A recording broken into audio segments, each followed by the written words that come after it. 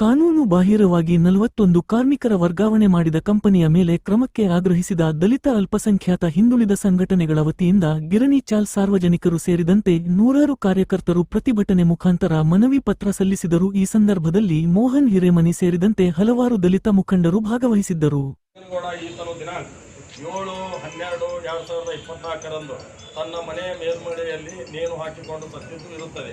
ಇದಕ್ಕೆಲ್ಲ BDK factory ಮೇಲೆ ತೋರಿದ ಮಾಲೀಕರು ಹಾಗೂ ಇತರೆ ಕಾರಣೀಕರ್ತರು ಇರಬೇಕು ಅಂತ ಗೋಕುಲ್ ರೋಡ್ ಪೊಲೀಸ್ ಠಾಣೆಯಲ್ಲಿ ಪ್ರಕರಣ ದಾಖಲಾಗಿದ್ದು ಇರುತ್ತದೆ. ಈ ಪ್ರಕರಣದಲ್ಲಿಯೂ ಸಹ ಸರಿಯಾದ ತನಿಖೆಯಾಗದೆ ಕಾರ್ಮಿಕರಿಗೆ ಅನ್ಯಾಯವಾಗುತ್ತಿದೆ. ಈ ಎಲ್ಲ 41 ಜನ ಕಾರ್ಮಿಕರ ಕಾನೂನು ಬಾಹಿರ ವರ್ಗಾವಣೆ, 11 ಜನ ಕಾರ್ಮಿಕರ ಅಮಾನತು ಪ್ರಕಟಿಸಿ ಧರಣಿ ಕೈಗೊಂಡ ಇತರೆ ಎಲ್ಲ ಕಾರ್ಮಿಕರ ಮುಖಂಡರನ್ನು ಒಳಗೊಂಡು ಕಾಯಂ ಕಾರ್ಮಿಕರನ್ನು BDKಯಿಂದ ಅಮಾನತು ಪಡಿಸಿದ್ದರಿಂದ ನಮ್ಮನ್ನು ನಂಬಿದ ಕುಟುಂಬದ ನಿರ್ವಹಣೆ ಮಾಡುವುದು ಕಷ್ಟ ಸಾಧ್ಯವಾಗಿರುತ್ತದೆ.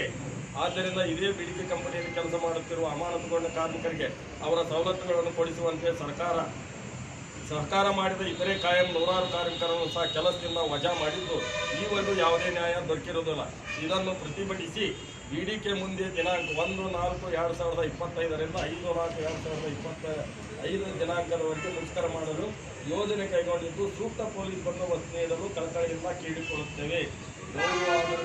ಮೋಹನ್ ಹಿರೇಮನಿ ಹಾಗೂ ಸಂಗಡಿಗರು.